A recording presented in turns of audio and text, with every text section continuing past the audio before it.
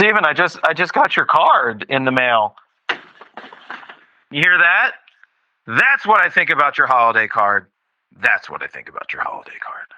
Hey, Steven, do you hear that sound? Do you hear that? The rustling of the trash can. That's me rustling through the trash can to find this. How dare you? I told you before you sent your holiday card what you should do with it. You should take my holiday card, you should look at it, and you should throw it right in the trash and say, that's what Jared's going to do. That's fine. I just won't send one next year. No, I like getting it. You're off the list. You are officially Steven, off the list. First off, you didn't take this picture, so I was really upset, first and foremost, that you didn't do your setup photo, and it's Santa Claus holding a baby, and I didn't do it yet. I plan on doing it the week of my vacation next week. Well, do it. But I didn't have time to do it prior to sending out the Christmas card, so we had to deal with the photo of Santa with Hannah. You know where this is going right now? Again? Don't do it. Right in the drink. What a dick. It was funny when Steven sent out his reminder of a wedding. Like, wouldn't the invitation be like a hold the date because it's the invitation? So Steven sends me the hold to save the date. Yeah. Well, I don't believe it. That's a waste of money. Save the date. Actually, you're just better off texting people a file that goes right into their calendar. Do you want to try and text your 90-year-old grandmother? You have to understand there's a lot of older people that barely use technology. They don't count. I don't have a 90-year-old grandmother. My grandparents are dead. Thank you for reminding me, Steven. Well, your future wife, you never know. Right. That got me thinking because I started to actually think. I'm like, well. Jared paused for a second. He's looking around. He's like, wait. I'm like, future wife? Who says I'm getting married? Future husband. Hi. Hey, John. What are you doing? You? Wait, is that going to get me canceled, Steven? Yep. I think canceling has stopped finally. Until you're canceled. Yeah. I mean, I came up with some funny stuff the other day. I won't repeat it here because it might get me canceled, but it was kind of funny. I said it at bowling, but I guess you had to be there. Private jokes in public places. You don't do it. It had to do with my friend, and this isn't the lady friend. This is a bowling friend. Let me explain it publicly on this podcast. He was talking about he's never, it doesn't make sense. He never had sex in the handicap stall in a bathroom. And so, he's like, all right, so we'd be having sex. He wasn't doing it, but I'm like, well, you get a knock on you finally come out of the bathroom and the person standing outside the bathroom goes, are you done yet? Best joke ever. Best joke ever. Nope. He was waiting for them to be done. Steven's trying not to laugh because he knows it's funny. And if we haven't lost people by now, I don't know what we will do, what we could do to possibly lose more people. We've gained people, which is good. By the way, this is RAWtalk episode number 82. If you want to text us, I did find the paper a couple weeks ago, 313-710-9729. You could text us, ask us questions. You could do all that type of stuff. And we'll try and reply to you, and I'll try to give you birthday wishes when I'm around because I still do the birthday wishes. So this is technically the last episode of the year, Steven. The final episode, ... The of the year. Episode. That's We're always not my doing favorite. That bullshit. Every YouTuber at the end of the year. My last video. Open up the video. My last video of the year. Just want to let you know. Well, speaking of that, there is a YouTuber that did the My Last Video is Coming Up.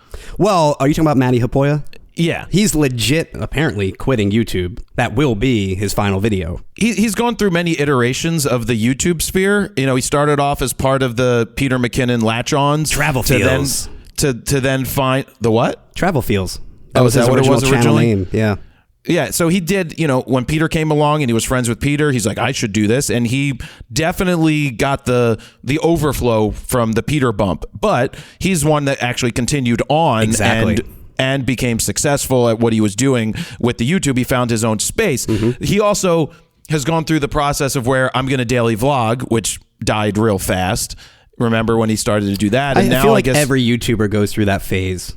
I didn't go through that phase. I just you did it every day from day one. Yeah, but if you recall, when vlogging really became a thing, when Peter really got into the picture, we tried vlogging for a few months. Not daily, but we did try vlogging, which is very different than what we normally do. And it was like, I'm going to the dentist today. Yeah. Follow me in my gym. There was some of that. Yeah. But even more recently doing the 1200 millimeter lens, that video turned out really well. But that's where I think it shines for us, is when we mix in vlogging with gear or any photographic things instead of just, hey, follow me along with my personal life. Well, the key is the title. Well, of if course, you can get yes. the title right. If you can't get the title right, it's going to be the worst video ever, and you're going to be like, this was a waste of time. I mean, this Insta360 Ace Pro product showcase that we just did is kind of like a mini vlog mixed in with gear, talking about your trip to Africa. So that's a little different, but again, it has gear mixed in. So I haven't gotten to watch it. I'll watch it after we film, or record. But yeah, anyway, with Matty coming to a close of his YouTube, that's interesting because like I don't think the same way, right? I know that he's got a family, he's got kids, he's got a different setup. He's got a different outlook on life for sure right now, and I'm really curious though if he will continue to stay off YouTube, or if it's just simply a few months off, taking a break, whatever it may be. I am under the assumption that he is completely done after this year and he's moving on to bigger, better things, but we shall see, because there are a lot of people that always say they're going to quit YouTube and then they come back a few months later, a few weeks later even. I feel like the only one that really officially quit YouTube is Jenna Marbles back in the day. I think she quit and never came back on social media, never did anything online. Yeah, she was officially canceled, which was one of those things like, come on, one people. Of the first. Yeah. It just gets a little over the top. It does. It's like, yeah, said something stupid, told you I said something stupid, and you're bringing it back up. It's just like, it's something she apologized years back about. Yeah, it's just, yeah. I honestly think that we've come to a place where the backlash had swooped in, where people got tired of. It's like, come on. Yeah. Like, like enough. Like, you find one little thing in someone's past. Well, I think it's a Kevin Hart thing too. Well, Kevin Hart was like, I apologized back then. Exactly. I'm not apologizing again. It was stupid. I was fucking younger. I learned from it. If I was held accountable for things I did, my actions like in what? the past, I'm not going to reveal them what, on a Steven? public podcast. I might tell you in private. Really? I'm so glad there's not a digital trail of what I've done in the past, because I was young and stupid and dumb. I would say stupid shit. I wouldn't say like, racist stuff or anything, but I'm just saying, I'm glad there are no like pictures of me when I was in 10th grade when you were wearing your oversized Hitler costume? T-shirts and shit. You weren't wearing the Hitler costume? No, none of that. But yeah, I'm just glad my entire life is not online. No. People change is what I'm saying. People mature, So, people change. You stop calling everything gay is what you're saying. No, he hasn't stopped. So there's those things where you say things to each other, or you just send memes. You just send memes now. I didn't say it. It's just the meme. They said it. I mean, I'm just throwing it out there. No, I think of like the R word was like a thing people said back in the day. Yeah. That's dumb. That's, Yeah, that's like so you see a lot of comments on everything, right? People feel the need to comment on everything. I'm not talking about myself. I'm just talking about, you read these posts on the city of Philadelphia did something, and then people underneath start fighting with each other, and it's like, or they start commenting on somebody's looks, right? We share around a lot of overweight stuff that people send out, and you look at the comments down below and you're like, well, one, no one asked you to give an opinion of what this person looks like. I might say it personally, or I might say it privately to someone, because I do. Like, we all do. That's what I do. But I'm not going to go on and comment on some little kid in a post and be like, I can't believe this kid's face looks like this. People feel the need to say publicly the things that you shouldn't say. Well, and they say it publicly online, something they would never say in person. Well, they would never say it to the person in person, no. But also, I'm not going to sit here and say that I don't make comments to myself, right? I don't think it. I mean, I do think it. I absolutely think these things, but it's not like I'm going to sit there and post it. It doesn't serve a purpose. It doesn't serve a purpose to jump in and butt in on certain things. It just doesn't. And it just leads to going down a rabbit hole of hating shit and being upset and then fighting. There's no reason to fight online. You just delete it, ignore it, with total and move strangers. on. Yep. It serves no purpose. Anyway, moving on in the last episode that it will ever be, because Steven's going to get canceled for this one. Well, did you know that I baked cupcakes? I made them from scratch all by myself this weekend. I know, because you gave me one. Yeah, how was it? It was tasty. It was tasty. Do you know what? 2 days later, it got even better. Oh, moist. They got better. Yeah, they got moister. Moister. Holy shit. I like that word. My friend was right. She's like, you did a great job baking these, Jared, all by yourself. All your idea. You did everything from scratch. Every you did ingredient. The mixer. you mixed everything. You read all the instructions. You did it all. You're just amazing. You are an amazing cook.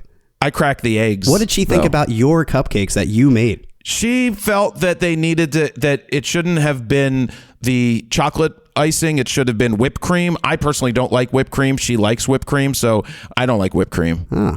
No, I like the frosting, and there's it was really tasty. I have one for tonight if I choose to have it. Oh, and there's a couple in the refrigerator that I could take out, and she left me some icing as well. And what's even cooler, she like cleans along the way, so everything is clean by the time you're done. Crazy how that works. She's an adult that cleans after she cooks.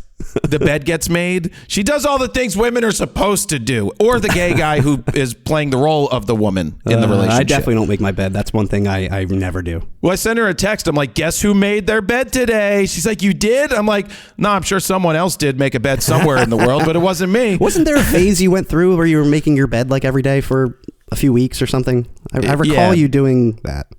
I did. I just don't buy into the people on the podcasts that are like, it starts with making your bed in the beginning of the day. That sets your day off right. I'm like, no, it doesn't. If you Not don't for me. do it, your day is ruined. Right. Like, no, that starts with one victory. I'm like, will you guys shut the fuck up? Like, I don't need this mental self-help bullshit and affirmations on stickers on the window, like on the bathroom mirror, like at Steven's house. What? Steven doesn't have affirmations that I know of. Today is going to be a good day. Jared's not going to yell at me. Jared will not yell at me for doing something right. I mean, I mentally tell myself that every day. Do you? Fingers crossed I won't get yelled at by Jared today. Please, God, please. Yeah, well, do you know I left 3 cupcakes for Dan? I left one for him, one for his son, and one for anybody else that he wanted to give it to. And so he said he ate them and he really liked them. And he goes, can I give one to my wife? Is it vegan? And I was like, yes, it's vegan. Because she's vegan, and unless she orders veal parmesan again at the holiday dinner, I don't think she's changed. But the cupcake was really good. It was tasty, yeah. She didn't eat it. I'm excited to have one again tonight. So I am now a cupcake connoisseur of making them. What would be really cool is my friend could film me cooking meals. It would kind of be funny, and then she could edit them. And yes, give her all the cooking with Jared stuff. I'm all about it. Which I still haven't done. She and I need to do that. Maybe if she comes back ever again, and if she ever comes back, we can do that. Yeah, but you didn't simply want just you like cooking. You're like, I want to make it like cinematic and make it like the cooking shows on Netflix. I don't want it to be cinematic. I want it to be raw. I want it to be raw. You would send me clips and be like, just like this, sliders and cool stuff. Screw them. We don't need all that. They suck anyway. 1000% agree. I'm like, I'm not going to go to town on a video that's going to get no views and put so much effort into it. Well, unless it's a sponsored video brought to you by Insta360. Yeah. T-shirt plug. I wrote this here. Store.fronosphoto.com. All the shirts are back up there. You could place an order. There's also shirts for $11.11. Those are the ones that didn't sell very well, even though they're pretty good. Like, it's a random shirt. You might get a Tron. You might get a He-Man. You might get a Stranger Things, or you might get the Silicon Valley. Silicon Valley, which is fluty. You know, basically, it looks like he's sucking a dick, which is still one of the greatest lines ever from a show. You still have the Pied Piper jacket, right? I do have the Pied Piper Jared jacket. Oh, it's awesome. I finally found it, and I need to wear it. I didn't wear it at all last year, but it is good. Did you get more colors, by the way, for the shirts, or is it just the same 4 or 5 colors? It's the same. I didn't go to I did orange. I redid orange, yellow. I think I ordered the brand colors like Canon, Nikon, Sony. Yeah, and I redid reordered you have Space Edition, you have Back to the Future, and I threw in an order for Stealth is still there. I ordered more Stealth, and Vintage T-shirt is really nice. Is that the Kodak one? I'm sorry, a Kodak. Excuse me. Vintage film one. Vintage film one. It looks like a Kodak, but it has an R there for the R word, raw. That's the word I would say when I was younger. Yeah, you're raw. Damn you. We never plug the shirts, and I do feel like we need to do that more often. It's been a while. I know it's not really worth it, but... No, it's not that it's not worth it. It's just that I didn't have the store up and running with a new partner that's doing the fulfillment. So we're good to go now. We can really promote moving forward. I mean, yeah, for now. I mean, so it got to the point where I was like, you know what, guys, I'm just going to prepay for this stuff myself, and you guys are going to do the fulfillment. And I get my full cut because I already paid for everything. And it's just, I would love to keep it all in-house, but I don't know that there's anybody that does fulfillment of shirts in-house at this point. Yeah. Like, unless when I first started, it was all me. I wrote them, I packed them, and I took them to the store, and we did well because all I did was push shirts, and people supported it when I had such a small channel. I mean, I think one year it was like $200,000 in revenue. It's not profit. Replace presets with shirts, and that's how it was back in the day in terms of promotion in every video. Yeah. But you can't make the profit on T-shirts that you can make. You know, it's like profit on a T-shirt. I mean, I used to sell them for $11.99 when I started. I was gonna say, you only had a couple bucks that you would make on them, right? Yeah, and for the longest time, I sold them for $14.99. So maybe I made $5-6 at the end of it after it was packed and shipped. But it was more about the branding anyway than making revenue from that. Yeah, I'm still a big fan of that stealth I Shoot Raw black shirt. You like stealth, I know. I ordered. They're in there. It's in the store. Yeah, and the hat too.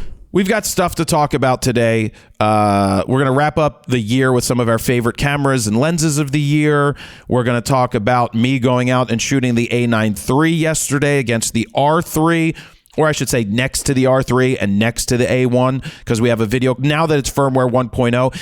I don't know how you put out a review yesterday on the camera A9 III. Like, how do you put out a full review if you either don't have a camera that's updated to firmware 1.0 or you just used the older firmware and called it a review? I don't know how you do that. I mean, it's every press trip we go on. It's usually pre-production firmware, and there happens to be a ton of reviews right after when we get home. Just don't call it a review.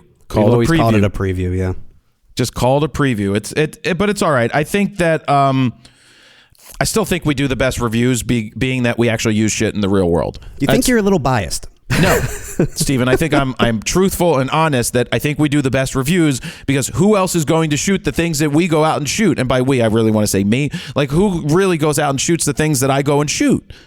Who shoots the launch of a space, a rocket? Who shoots the World fucking Series? Who goes on a safari and just doesn't drive 10 minutes from their house? Usually I drive 10 minutes from my house to go to the zoo, but still, it's at least in the real world. Usually you take the easy way out and you just go down the street and do something.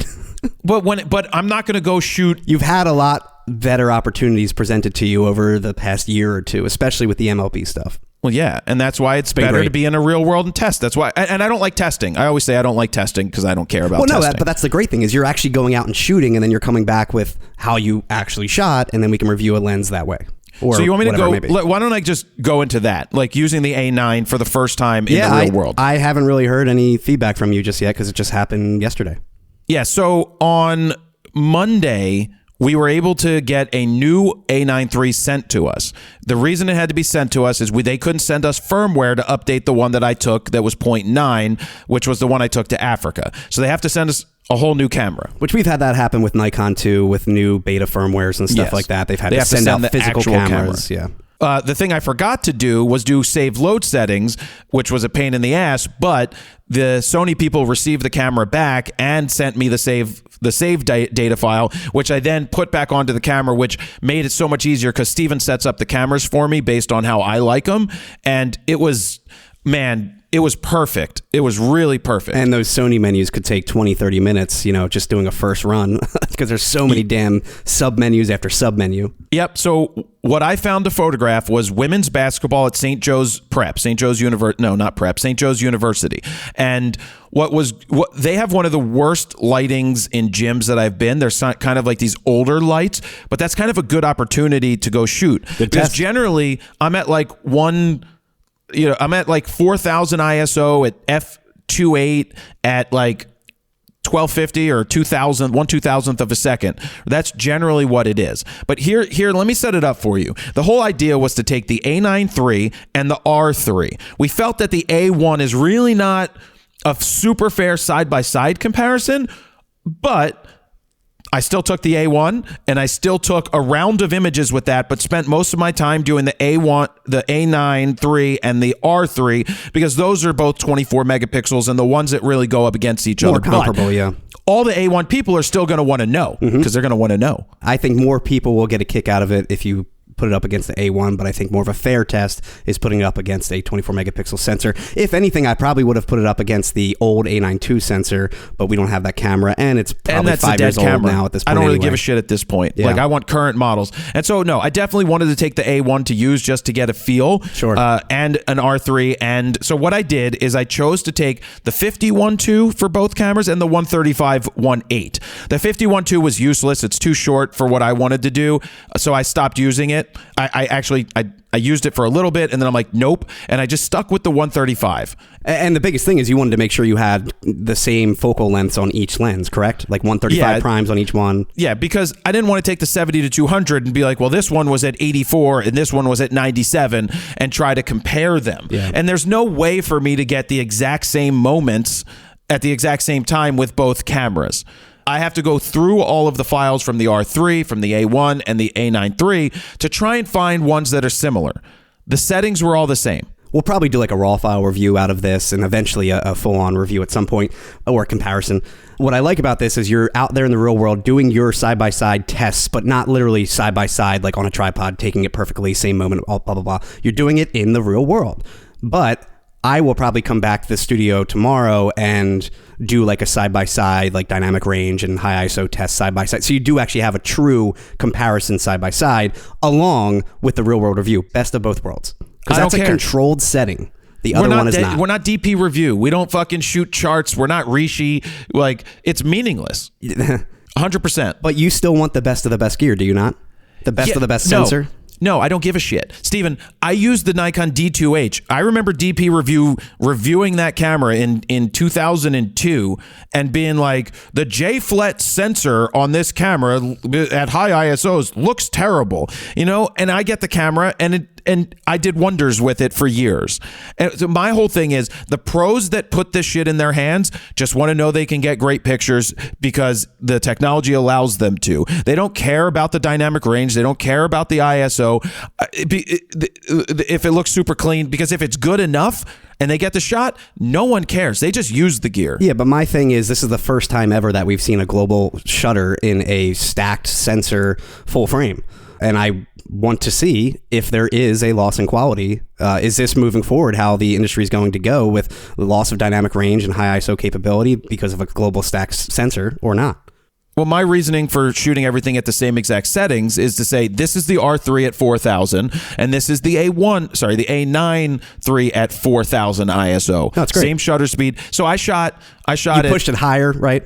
Yeah, I shot some. So basically what I did is during warm-ups, when the lights went out, I took the A9 III by itself and didn't try to shoot with the R3 because this was just, there's not an opportunity. The lights go red and I raised it up to 25,600, right? I did, but I went up incrementally. I did 8,000, I did 10,000, I did 16,000 just on that one. But during the game, I started off at 6,400 ISO with both, which is pushing it a little further when I'm shooting at 1.8, but we wanted to do that with the proper exposure.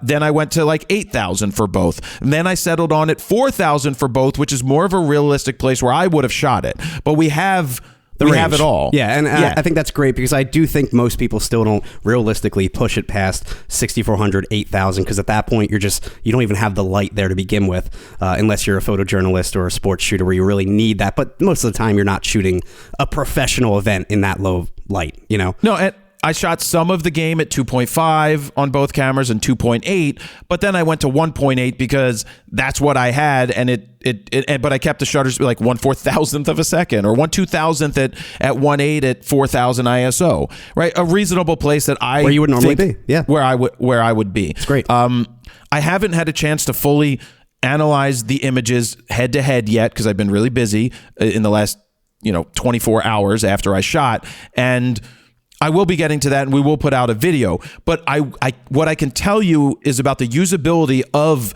the A9 III. I was really happy with the usability all the way around.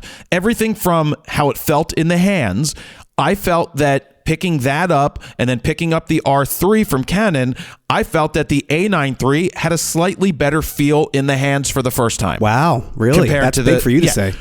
Because that R3 is the best feeling camera that I've used. And what I liked about the A9 III is the hookiness of the grip. meaning it feels like your fingers wrap around it nicely and just fit at home, vertically or horizontally. And I think they fixed the vertical shooting with the grip, which is great. And I think they got rid of that slimy feeling plastic that they normally use, That where could if be you it are a little too. sweaty like me, like I've always preferred Canon and Nikon's grippy material, whatever they use. It's much better than Sony has always used in the past.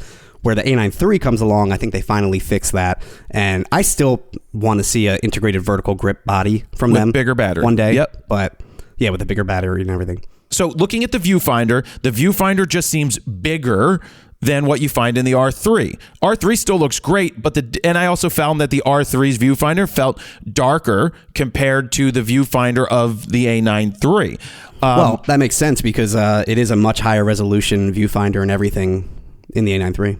Okay, and what I realized between the two of them is it's possible that Canon's, I will just say, stupidity of putting in that the eye sensor takes away from the real estate that we could have with a better EVF. Eye And I don't know control. anybody that uses eye control. I know Manny Ortiz talked about using it, but I just think it's a waste. It's not one of those features that I'm like, oh, I need to have eye control because the autofocus is so damn good. I am curious, though, if we polled R3 users who actually uses eye control in the real world. I haven't really come across anyone either, but I also don't know a ton of people personally with R3s. So Yeah. And I know you're not going to use it because you have an eye condition to begin with.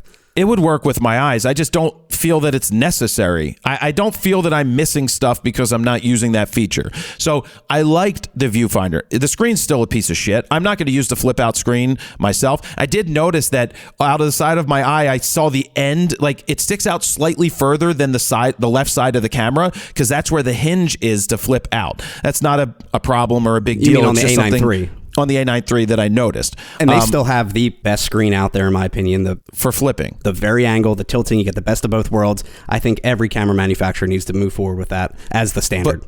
But not quality-wise. But yeah, no, I do not like the flip-out screen on the Canon because it flips out to the side and isn't level and isn't straight. I don't like this idea where more manufacturers are putting it off to the side. I want it to be able to flip down or flip up, so that I can have it level with the back of the camera. Because you know me with getting my line straight. If I don't have that, it's impossible to get your line straight and your angles right. I mean, even from a video shooter perspective, I do also prefer the tilting. I really rarely use the very angle because I am not like vlogging. Like, yeah, vlogging, it's great, obviously, but I really don't like to have it off to the side when I'm shooting a product shot or something like that or chasing you around.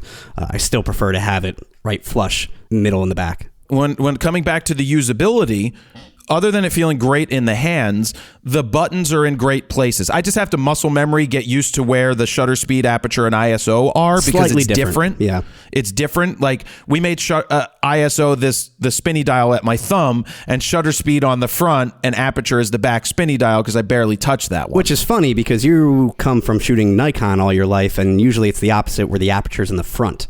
Aperture's in the front, shutter speed's in the back. But I think you just got so used to Canon now, you just prefer that way, the shutter in the front. Well, what I like, so really the R3 was one of the first that allowed us to have there was a shutter, there was a ISO button for your thumb in the back that just rotated, so you didn't have to press a button. That was awesome. 3 control dials, yes.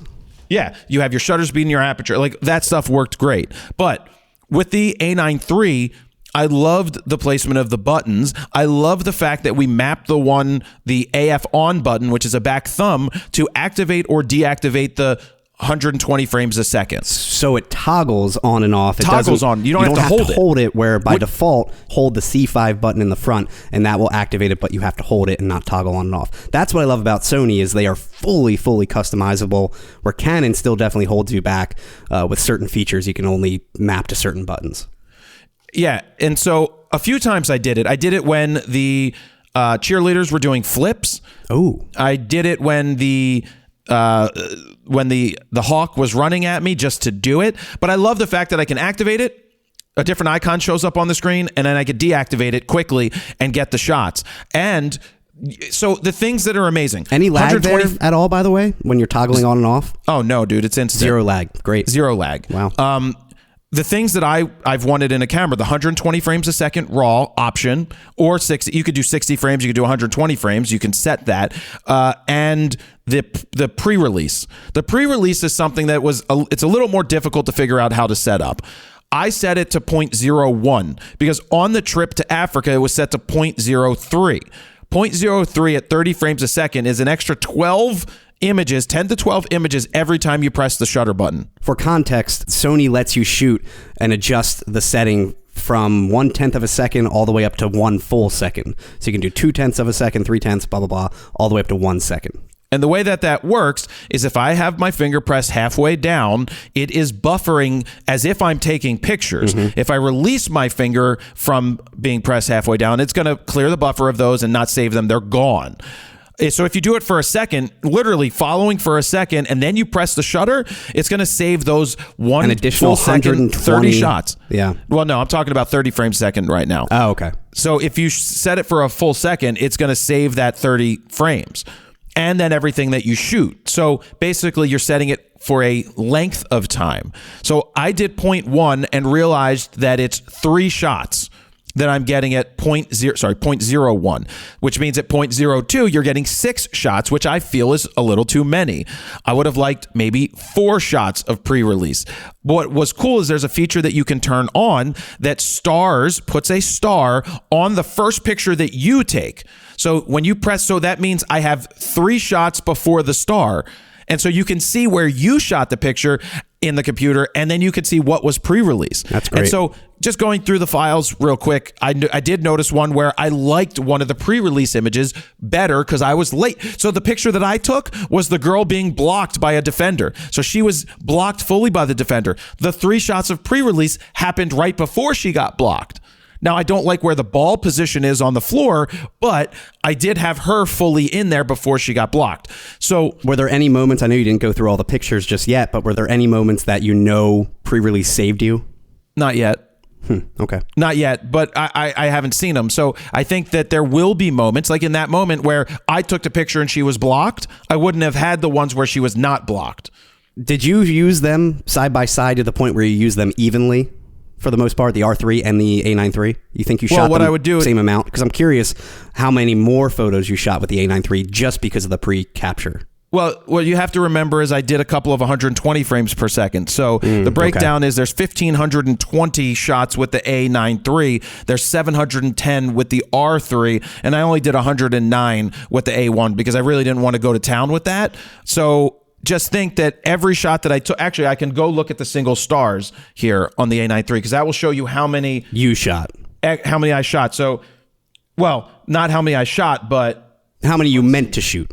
114. So it's 113. So it's 113 where I started, which means we do 3 times 113. 3 times 113, and that's 339 extra shots from the pre-release. Now, that's not exactly correct because when you shoot 120 frames per second, your pre-release means that you're getting 1.01 of 12 that. Photos instead of 3. Right. So that's an extra 300, and basically an extra 300 photos. Brings you down to 1,200 instead of 700. But also there's 120 I did 3 or 4 times, so that's an extra 400 photos right there. I probably shot them pretty evenly, to be honest. So yeah, I mean, I know this is a lot of numbers and a lot of talking, but it's just stuff that I don't think anybody's done before. We don't know this. It's stuff you have to think about if you're using that pre-capture or the 120 frames per second. Yeah, it's great. You will capture every single moment, but you're also going to have a ton more photos to sort through and cull through. But I like the fact that it can star the first shot where I press the shutter and really initiate nice. shooting. You also have to be careful about buffering. So if you're shooting at 120 frames per second and you have a half a second of buffering, that means you're going to be getting 60 shots extra before you press the shutter, but it's also going to limit you because Fill you your get buffer much quicker. 1.6 seconds Yeah. at 120 frames a second. I did a test here on 30 frames a second to see how many shots you could get in the buffer because we put on that buffer line on the screen, which isn't on by default. I don't know why it's not on by default. It's such a great feature. So I shot my iPhone. I set it, I waited till it got to 10 seconds and then I held the shutter speed down just because I wanted to wait. And it went to like 18 seconds. Wow. So 18 that's how seconds many straight at 30 frames per second. No, it went 8 seconds straight. Oh, 8. I think it went from 18. 10 to 18 seconds. So that's 8 seconds. But that's 8 seconds times 30 is like 240 shots before it filled the buffer. Wow. I'm not shooting for 8 seconds. No, that's great. And that's raw I shot raw, lossless, compressed, which gave me about 4,400 shots on the card instead of fully uncompressed, which is, there was no reason to fully shoot that at this point. Give me more space on the card. With that being said, there's a feature that I recommended that I sent over to Sony that I really want. You can select these intervals, 5 frames, 10 frames, 15, 20, 30, 60, and 120. Well, I want to shoot at 40 frames a second. Why can't I dial in 40 frames? Why can't I do 52? Right. Or 24 if someone wants to make a movie out of it. A true they could shoot at 24p. 24 frames a second and Syncing probably sound not might be a pain, but and probably not outrun the buffer. So that's a feature. It's like Nikon lets you dial in a certain number. Why can't I select 40? And the reason I say 40 is when I got the R8, I could shoot the R8 at 40 frames a second, which felt like I was getting tweener moments that the R3 didn't. But Canon also does the same thing where it's 5, 20, or 40. Like there's really no in between. Well, there was probably 30 on that one. I think with the R8 and the R6 Mark II, I think it's 5, 20, and 40. Oh. 40s with the electronic. Correct. Yeah. Huh. All right. So anyway, these are all, we're still talking about usability. These are things that I'm discovering that I think will help people make their decisions, because I have a lot of sports photographers reaching out to me. They all want to know, how is it in the real world? I mean, it comes down to, do I stick with an A1 or do I get an A9 III if I'm a Sony shooter, or if I'm looking to upgrade and be a sports photographer, even from another brand? That's a big decision, because I still think I would personally rather have the resolution over that, but I don't know, because the speed is great. You're never going to miss a moment. Well, I had people asking me like, and the global shutter functionality, obviously. I've been having people say, well, but do you miss the resolution of the A1 going to the 24 megapixel A9 III? I'm like, I've been shooting the R3 for the last 2 years. But you did miss it initially when you switched to the 24 of the R3. I did, because I liked the quality, but then I also realized that the ISO capability is better in a 24 megapixel camera, and I shoot at higher shutter speeds myself. That's what I choose to do, and which means I'm at a higher ISO sometimes. Sure. In certain situations. I did break out the A1, and the A1 is still a nice, amazing camera to shoot, 50 megapixels, 30 frames a second. I will flat out tell you that the autofocus is superior in the A9 III because of the AI processing chip. It's stickier. It finds the eye and the face much better. It's the A1 meets the A7R5's AI chip, so... Which means, what's the A9 II's focus going to look like? So it's just, you have these... The A1 II, you mean, right? Yeah, A1 II, sorry. What's their focus going to look like? So I haven't gotten to the quality yet. When I looked at the back of not the back of the camera, but when I put my eye up to the EVF to review an image at 4,000 from the Sony versus the Canon, in camera, it looked like the Canon was by far smoother. After the fact, it's going to be different. Right? I don't know. I haven't, like, I looked at some of the A9 III's and I zoomed in and I'm like, 4,000 ISO? I mean, it seems fine to me, right? Nothing stood out to me as like this, and I haven't edited them, because I will probably look at the uncorrected and then I will look at corrected, absolutely, because that's how the final file would look for me. If it looks good enough on your screen, zoom in 1:1, it's not going to look any different printing a 17 by 22 from the A9 III, the R3, or the A1. You will not notice a difference. And even if you blew it up to the size of the wall. Did you have any LED boards, any flickering, anything like that with the lights that the global shutter really came in handy for, or just didn't matter in that situation? I didn't notice any dark frames, because they're not metal halide. But what I will say is that the white balance of those lights really fucks with the white balance of the cameras. When I was shooting on the baselines, the white balances were correct for all three cameras. When I moved off to the side to shoot, the R3 was having more trouble around the center of the court. It kept going green on me in white balance. It just kept being thrown off, looking terrible. Do you have white priority on for any of those white balances? Always. All of them? Always white power priority. That's a joke, by the way. A Freudian slip? What? Yeah. No, my brain said, should I say this joke in the split second that you teed me up on it? No, I always have white priority. Right before I said it, I'm like, I'm waiting for a joke. I'm waiting for something. I can't believe you would even go there, Steven. White priority autofocus. I'm going to be... could you imagine being a Jew going to the white power convention? I mean, it just brings up the Chappelle episode. The Chappelle episode, which if you've never watched a Chappelle episode ever, so good. Just look, what's it, Clarence Bigsby or whatever his name is? It's a black man that's blind and he's in the KKK. Yeah, but no one had the Oh no, they didn't He was know. the leader of the KKK. That's it. He was And the Grand Master. No and one knew he was black because he would always have a hood on. Yeah, so you guys, if you've never watched a Chappelle Show episode, you must watch that. That there's so many funny things in it, and it's hilarious. Oh, so good. So yeah, white priority is on, and the R3 didn't do as well at center court, and the A9 III did fine. It was off every once in a while, but I think it was more consistent in that position. It was a joy to shoot that A9 III. Really, I felt that it was fantastic all the way around. Just skipping out on quality right now because I don't officially know. I think the biggest thing that I heard today was the fact that you preferred the A9 III feel over the R3. That's huge because you've always said that you hated the feel of the Sonys, and that's a big win for Sony. Yeah, it felt really good in the hands for me compared to the R3. Do I love the shooting of the R3? I do. I still feel that the R3, even though it's a couple more years older than this A9 III that has the AI processor, that the R3's autofocus is still slightly better. Still superior. Wow. Yeah, slightly.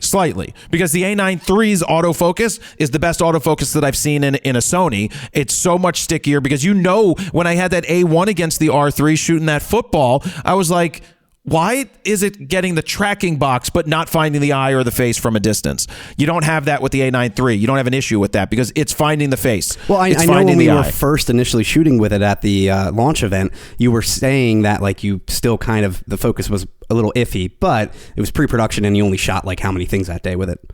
Yo, it's never iffy if it's mystery, man.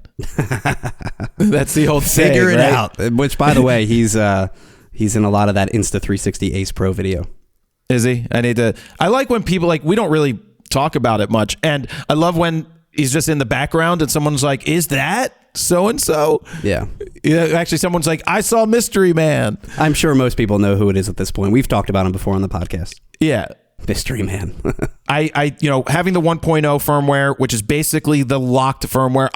I did discover an issue that I reported back to Sony. What's that? I was the first one to discover this issue. Well, you're probably the only Sony one with reps the did. final firmware right now.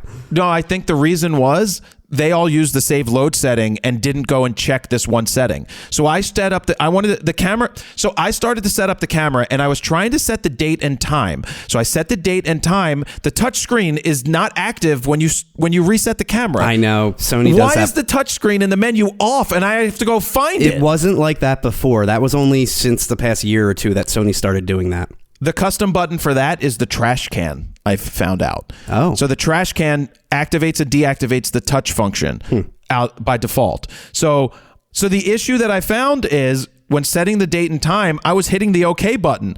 And I thought by hitting the OK button, it was just zeroing back out to January 1st of 2024. And then I was like, then I turned the touch screen on because I'm like, well, maybe the OK button isn't working right. And then I hit the set button on the screen, reset to January 1st of 2024. The camera does not go back to 2023. Oh, wow. That's probably because it won't go on sale until 2024. March. So what's the point? It's not going to be 2023. Huh, interesting. I realized that. And so I called that in. They're like, we did not know that. So that's something that they'll either fix or won't fix. But Well, they don't need to fix it, really, right? not if it's coming out, but there are people using the camera in the world. Just think like if someone at the White House so happened to be using the camera and the date wasn't right, good point. Then that's going to get like a Mess Republican up all their up in- metadata. the Republicans are going to be all like, this photographer is trying to cheat. He's trying to go back to the future. We'll leave it with the camera as the A9 III, usability wise, really damn good. Like, I would have no problem using that camera, and the video is going to be good too because of the because of the global shutter. Oh, it's going to be zero jelloing, zero rolling shutter. It's going to be incredible. But it comes down to the quality. I will take a look at the images. We'll put them side by side. I'm going to try and find similar images that I took. That's why I used 135 for the whole game on both cameras. Both cameras are fantastic. I could only imagine what an R1 is going to bring, but the fact that I had the things that I've been asking for, pre-release, and 120 RAW with autofocus. I don't know what else you could add. And you're not using that all the time. You're just popping into I would leave. I know some people are like, you could toggle pre-release on and off for when you need it. The whole point of pre-release is you don't know when you're gonna need it. That is very true. I could see turning it off for like I mean, maybe you have it for the wedding, but not the wedding party. I was going to say, like the kiss, the big things, the touchdown pass in the last 30 seconds, of the game, like stuff like that. Obviously these are key moments. Yeah. But yeah, I don't know. I still probably would have it on all the time, regardless. But it's going to be a dance. How much of it do I want on? Do I want 3? Because at 0.01, it's only 3 shots. At so you have it on the 0.02 shortest setting, right? No, I think it goes even shorter than that. Oh, wow. There really? might be one that does like 1. Don't forget that at 120 frames per second, you're getting more with 0.01 than you are at 30 frames. Does it do 0.01 and 0.001? I think it goes even further. I think it does, doesn't it? There's like 20 settings now that I recall. Yes. It's like so a tenth I have of a tenth it of a at second. 0.01. I would rather to have it at 0.015. So I would get 4 or 5 shots, not 6. Like, I just think I will discover the right spot, right? How much more I need. And maybe in games that are more important, you dial it up just a little bit, because there's just times where you're late reacting while following, and it's going to be nice to have those just in case. There really does need to be a custom setting for, again, frame rate for the pre-release setting. Why not just let a user dial in whatever they want? Yeah. So that's where I'm at. And and you don't even need to use variable shutter speed anymore, because you won't have flickering. Well, no, you will still have flickering, and what will happen is you'll have one complete black frame. If you do turn on variable shutter, from what I understood from what the Sony rep told me, is it will then skip that black frame, and you'll just get constant, continuous, even lighting. So variable shutter still does play a role when you're using a global shutter. Just instead of you're getting banding, you just will have one complete black frame, and then that'll skip that, if that makes sense. Either skip it or save it. So no, if you have variable shutter on, it's supposed to skip it. Because it's still seeing the flicker, and it'll just skip that frame instead of it being one complete black frame. But is it seeing the flick or the If you watch our user guides, you'll love that joke. You've heard that before. So let's put that one to rest. We will have a video coming out where you'll get the quality side of it. You'll hear me talk about the usability side again in that video, but man, usability was good. So good job, Sony, on putting out that. The world's first. Well, the quality is still what we have to. It's like, regardless of that sensor, the usability of the entire system was great. I just really want to see now what the future holds for Canon and Nikon. What are they going to fire back with? Was Canon already working on a global shutter in the R1 or the R3 Mark II, and Sony wanted to be the first, and they heard about it and released this much earlier than normal?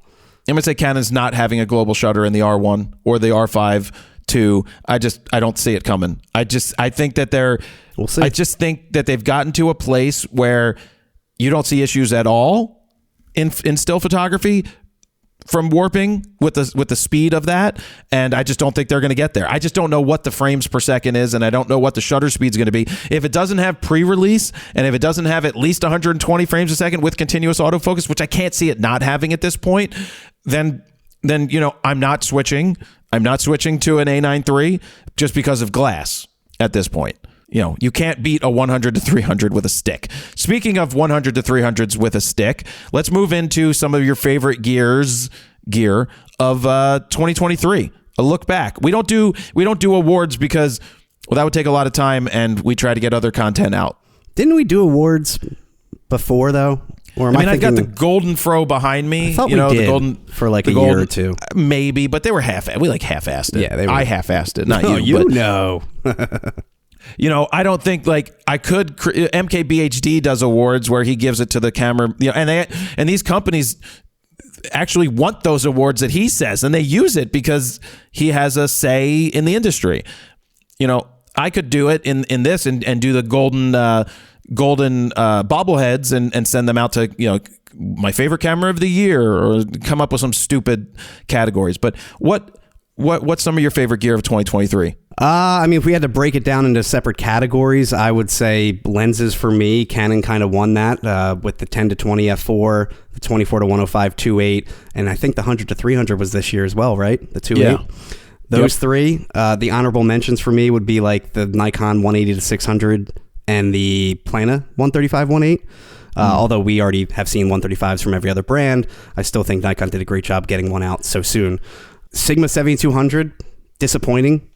That is more on the fail side for me, just in terms of the ergonomics of that lens. The hand holdability really makes that lens hard to use, as much as I love the quality of it. Still waiting for a 35-1.2 from every brand, but that's really it for lenses for me. How about you for lenses? I mean, obviously the whole Canon lineup was fantastic. For this year, yes. Everything they came out with this year is fantastic. If I had to say last year, I'd probably say Nikon won that with some of their like 400, 6.3 lenses, that kind of stuff, the quirky lenses, and Sigma too. But this year, I think Canon really won that. When I had to look back because a lot of people are giving the Z8 the camera of the year because they also gave the Z9 the camera of the year before. But I'll take a different approach, and this isn't just Nikon hating. The Z8 is a great camera for what it is. It really is. Especially for that price. You can't beat it. I mean, it's incredible value. It's the flagship in a non-flagship body. It's just didn't expect that to happen. So yes, that's a really solid offering. Do you remember when we did the NDA call and they were like, it's a Z9 in a smaller body, and just kind of ended it there? And it's like, well, what else? That's really it. That's really it. That's really it. And we're like, really? What's the price? And we heard the price. We're like, whoa, that's crazy. Yeah. I mean, I remember that. I couldn't imagine that they did it. That's a big deal. And the Z8 is fantastic, which it's like, you're not going to, I don't think they'll do it with the Z6 and be like, it's a Z8. It's like for $2,300. There's no way. I mean, I'm sure already a lot of pissed off Z9 users were annoyed when the Z8 came out for that price. Yeah, kind of, except for the fact you get the bigger battery, the smaller body, because a Z9 is smaller than a Z8 with a grip on it. Yeah, that was ironic. So, but my thing is, if the A9 III didn't come out, I would choose Z8 all day. But the fact that the A9 III came out with a freaking global shutter. No, it's not out. Doesn't count this year. You're right. Well, it was announced, though. It doesn't count. It's not out. Doesn't count. It's not out. That's a good point. But what I will tell you is out that I come back to is the A7C2 and the A7CR. Yep. You want to talk about power packed? Both of those cameras are power packed. I don't like the only downsides to those. Battery life is fine because it has the larger Z battery that they use. One card slot and smaller EVF. The fact that the EVF is super tiny. And you get used to using it, but it's super tiny. You got a lot of power. I would take an A7CR to travel over a fucking Leica. Right? There's so much more power and capability. Not that I need power and capability, because sometimes it's nice to have that slower shooting. Sure. Which is like, I do like being able to, when I went to... But that is a slow shooting camera, though. Yeah, it's like 6 frames a second, 6 frames uncompressed. a second. Yeah. Versus the A7C2, which is better than the A7 IV. Well, in terms of specs, you have the AI processor and all of that squeezed into a smaller body. Tech-wise, the inside, the guts of the A7C2 is better than the A7 IV. So someone pointed out that I said something wrong in the Photo News Fix. What'd you say? Well, I said that I expect the Z6 III to have the same better autofocus as the ZFC. Oh, you meant the ZF, I assume. Well, I meant the ZF, and someone pointed out, so I put up a correction in the comments. But I'm like, here's what happened. There's an A7C2, there's an A7CR. Those are full frame. I meant the ZF. I meant full frame. If you guys could see how many things we cut out of every video, especially a comparison, because there's so many different naming schemes where Jared will fumble over, say the wrong name by accident, or we have to Frankenstein, like you said it right here, but wrong here, just because there's so many models out there. But if you saw that raw footage, you'd be surprised at how many times we cut all of that out and do a lot of cleaning up in post. Just because they're all very confusing. similar. Yeah. A1, A9 III, R3, R8, A7CR, A7C2, ZVE1, ZVE10. But those would be the cameras that I could see. Like I had a friend of mine, like they were going somewhere and they're like, should I get the Fuji? And they're a Sony shooter. They have a 51.2. They have good gear.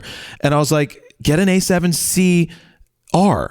You want something small? It's better than the freaking Fuji. It's going to give you great. You already have a 51.2. He's like, well, should I get the 51.8? The light? I'm like, no, take the good glass, please. We just travel with it. It's not that much. Or get a 35-1.4 from Sony. There's a great super lens. Small. And just shoot. Like you won't be disappointed with the quality. Like I delivered the bubble picture yesterday to my friend from the A7CR review. Oh yeah, with her daughter. With her daughter, yeah. Oh, I will say, initially, I edited that JPEG because we couldn't open the RAW file, and I was having trouble getting the bubbles to show up in the sky because the detail wasn't there. When I was editing the RAW image, I was like, oh, the details of the bubble are here in the RAW file. Sure. There's a reason you still shoot RAW. Also, the Canon R8 came out this year. I forgot about that one. That's 2023? That's 2023 at the beginning. I think it was February when we went on that trip and it got announced. I love the R8. That's what I took to Paris and shot with. I think it's on sale for $1,300 or I don't know. Is it on sale still? It was on they had sale some for a refurbs while already. But the A7C II, I would still take over the R8 all day. But it's a lot more expensive. It's almost $1,000 more if you include the sale of the R8. I loved the R8. They're the the 40 R8 frames right now a is second. $1,300 for the body Still, only. you're shooting faster with the R8. The value you're getting out of that $1,300 is pretty incredible, but it also does lack a lot of features that something like an A7C II would have. Yeah, no image stabilization, one card slot, smaller battery, which is still similar to the A7C2, but better EVF. Yeah, I like the R8. I think the R8 is an unbelievable full frame camera because you're getting the same quality as the R6 Mark II, which means you're basically getting the same sensor of a 1DX Mark III from back in the day. You're getting better than that at this point. And speaking of smaller bodies that we're talking about, what I love about Sony is something like their 50-1.2, their 35-1.4, their great G Master glass. It's tiny. So it really pairs well with a small body like the A7C II, where Canon, on the other hand, has giant L lenses that are a little hard to pair with something like an R8, just in terms of balance and stuff like that. And I won't call the Nikon ZF like a great camera from a shooting standpoint, like from quality. Yeah, good, better than the Z6 II. From a hand holdability, it's a piece of shit because the lack of the grip is rough. But you could buy an accessory. They do have the 1.8S lenses though that are really nice to pair with a smaller body too, like the 35-1.8, the 50, the 85. It's almost an afterthought for me to talk about Nikon because it's the same thing happened with when I was when I was showing that I'm taking the A1, the A9 III, and the R3 to basketball. People are like, what about the Z9? I'm like, that's not even worth a comparison. Just for me, it's not, because that's not what it's about. Now back to the winner of the year in terms of camera body. With the A9 III not being included, I probably will say Z8, but I probably, if we had to do a separate category, best budget all-around camera, A7C II all day. For me. R8 still budgety, even more budgety. But I think the A7C II, you get so much more out of it for that price. The R8 really is bare bones. It's a toss-up, man. Yeah. So anything you're looking forward to in 2024 from a gear standpoint? Anything you're hoping will come out? 35-1.2 from all the brands. I can't wait till that comes out. I really am just curious about the R1. I really want to see what Canon's holding back because it took them a very long time to put out their flagship. I mean, way longer than Nikon. Sony's had the A1 for quite some time. They're going to be behind, in my opinion. But then again, they had the R3 that they claimed was not the flagship, even though I still think it was. The tough thing is I get a call yesterday from my friend who shoots all the sports on the sidelines, Greg. I could just, the guy laying down in the picture that I posted. Yep. Greg's great. Greg shoots tens of... I like Greg a lot. Sneeze. Excuse me, Steven. Keep that in there. You got to keep the sneeze in there to make other people... Wait, you got to keep a yawn in there. To make people yawn. Greg calls. He's like, don't tell me I'm going to need to switch to the A9 III from my Z8. And from a Z9, I mean, as Nikon. I'm like, honestly, you would love this camera, but the R1 is still around the corner. Like, we don't know what that's going to bring. And you'd have to switch all of your gear. You have a 400 TC. There is no 400 TC on the Sony front. You have you have an 85-1.2. There's no 85-1.2 on the Sony front. So he's got all the good Nikon glass. I'm like, we got to see what's coming. But I do think that you would like this better than a Z9 all day. Speaking of glass, though, I do think all the manufacturers at this point are pretty even. I think they all have just about every single lens you need. There's really no one missing particular lenses. It comes down to specialty. Who has a better specialty option? For sure. I still think Nikon has more of the budget-friendly telephoto lenses, but then I still think the quality of the G Masters are the best out there. And then Canon also has a lot of those specialty ones like the 10 to 20 and 24 to 105 2.8 that just don't exist. 100 to 300. And 100 to 300. All three. Yeah. Also super expensive. And hopefully a 70 to 150 f2. If that comes out, that's going to be a nice pair of lenses to have, the 28 to 70 and the 70 to 150. And I still have the 200 to 800 back on my shelf. I have to decide when I'm going to go back to Africa. And by Africa, I mean the zoo in Philly. Because what animals are going to be out in 34 degrees weather? I know, yeah. Might have to wait. Like the gorillas aren't going to be out. The eagles will probably be sitting there, so I could do that. I'll definitely do that. So that will be fine. I'm looking for a day where I can go. And I go early. I go before the stroller brigade gets there. So, and then I beeline it like directly to the areas that I need to go. Oh, the Jared walk speed is the worst. If you're ever trying to keep up with Jared, hey, have fun. I met my match. I do it now by accident. Nicole's always like, "Why are you walking so fast?" I'm like, "Sorry, I'm used to like trying to keep up with Jared." I met my match. Someone walks faster than me. Who? And they have shorter legs too. Who? Your friend? My friend. Really? She walks faster than me. Wow. And she got shorter legs. That's funny. And then, like, my legs were hurt from leg day, like super sore. She's like, "Let's go, slowpoke." I love what it. the fuck? Love it. That's awesome. Jesus. You met your That's match. what happens when you have a lady friend. And then I'm like, "Where's my clothes? Why is my clothes folded and put away? I don't know where anything is." Where are my 17 tight purple shirts? I know what drawer they're in. They're not in the dildo drawer, though. Heyo. Heyo, dildo drawer. That does exist. Yeah, why not? I told you when I moved, I wrote dildos on one of the moving boxes, so the person had to say, "Where does this box go?" And I say, "Which?" And he's like, "Dildos." I'm like, "Bedroom." I would like to see I want to see the R1. I don't think Nikon's going to do very much again in 2024. Maybe they'll come out with some new lenses. I think the Z6 III, and the question is, will there be a Z7 III? Those two cameras are crazy long in the tooth, and they have to be coming out. And it's just basic common sense that they'll be coming out soon. I just can't see a Z7 III at $3,300 or like $1,000 less than a Z8. There is still that area, though. That $3,000 spot is still missing a camera. So, because now we have the A7CR that's $3,000 for Sony that fits in between. Yeah, well, that's Sony. Sony's also 83 times bigger than Nikon. Sony has 1 billion cameras right now. 2024, I would like to see. I got to see the R1 because for personal reasons, I want to see. The Sony people want me back on Sony, and of course, the Canon people want to keep me on Canon. And the Nikon people are like, don't even have a chance. They don't even have a chance at this point. They don't want you back anymore, man. Well, speaking of, I did trade in the rest of my Nikon gear that I had. I sat on the 70 to 200 2.8 Z that I bought, the 24 to 70 2.8 Z. I bought those in the Z6 and Z7 era when I was using those. That was like the system I was using. I sat on the 300 PF, the 105 1.4, the 105 2.8, and the 8 to 15.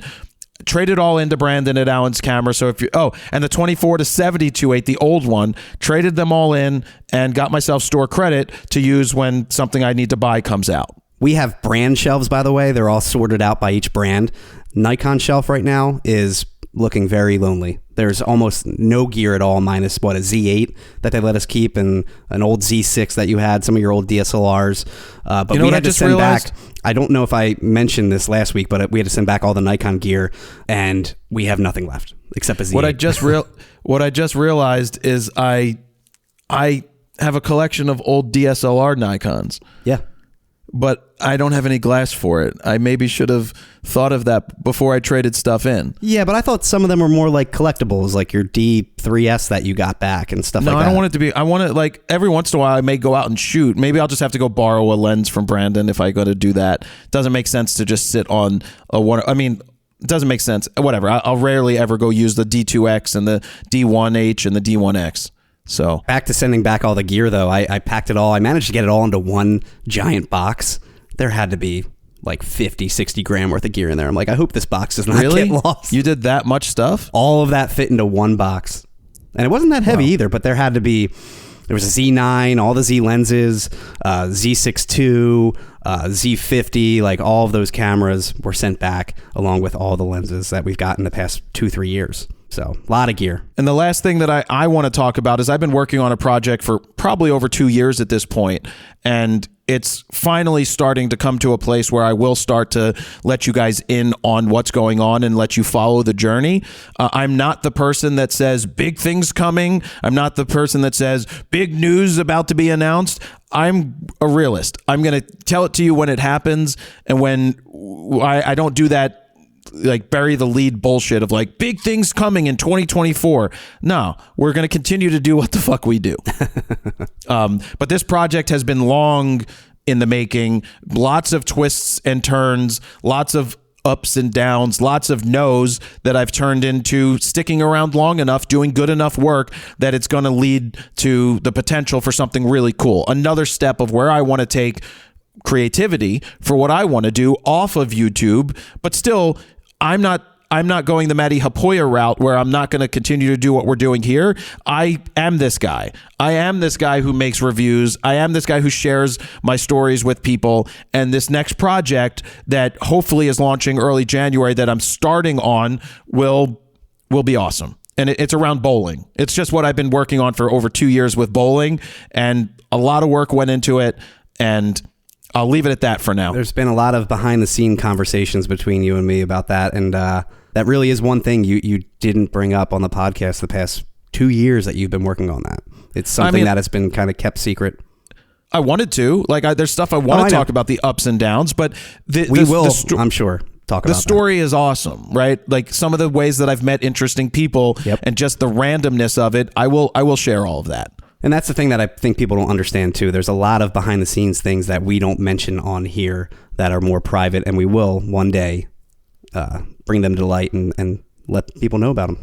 Yep, you'll know about this as soon as I start doing it. I will be sharing behind the scenes of it so that you can follow the journey and then see if it works, because there's always more steps. We're at another step. Like we're at ground zero finally after being in negative 100 level, right? I've worked our way up to 0, which is the starting basement point. Yeah. Yep. Worked our way up, and then there's still more levels to go. So many more. Steven, we're going to call that an end of episode 82, which is the last one we're doing. The last episode of the year 2023. There will be none next week. Steven and Dan take off the last week, and I will be here working in the studio, probably putting up prints for sale from Africa. Yes. Got to pay for that business class, Steven. Which technically was already paid for by Insta360 because I made a sponsored video while there. For that. Well, I also used the 24-105, but Canon doesn't pay for that stuff. We would never. I actually. No, but it's a write-off, right? Yeah, it's a write-off. I know. We need to wrap it up. I did talk to a company the other day, and they were inferring about paying for a review. I'm like, are you asking to pay for a review? I'm like, yeah, I don't do that. I'm like, that doesn't happen. You can report that back to your company, your brand. That's not how it works. Now, we do product showcases, which is a totally different way, but I will not. That isn't me saying go buy something. I will never do a review for money. Just doesn't happen. I'm going to say bye, Steven. We'll pick this up in the new year. I'll see you next year, January something. We'll be getting you another one. So we're not going to put up another episode just to put up another episode. Sorry for those people who love listening and I look forward to certain podcasts every week. I just actually hate when they skip a week, but I also hate when they do a half-assed, like, oh, we're going to replay one from the past. I hate that too. And fuck you. And most of the podcasts I listen to are off like the entire rest of the year at this point. They took off like all of December. So whatever. 1 week isn't going to kill you. Anyway, this is episode 82. I don't know that we missed a week. I don't think you missed one until next week for this year. I'm pretty sure. Which is fine. Yeah, that's great. All right, guys. Anything you want to say? 313-710-9729. Text us. We'll be in touch. We'll be around. Big things coming in 2024. There it is. I don't know what the fuck's coming in 2024. Cliffhanger. We're going to continue down the path of doing what we do, and that's what we're going to do. Thank you guys very much for listening. Jared Polin, FronosPhoto.com. See ya. Happy New Year. No Happy New Year. Screw your Happy New Year. Scrooge. Bye. Bah humbug. Scrooge McDuck.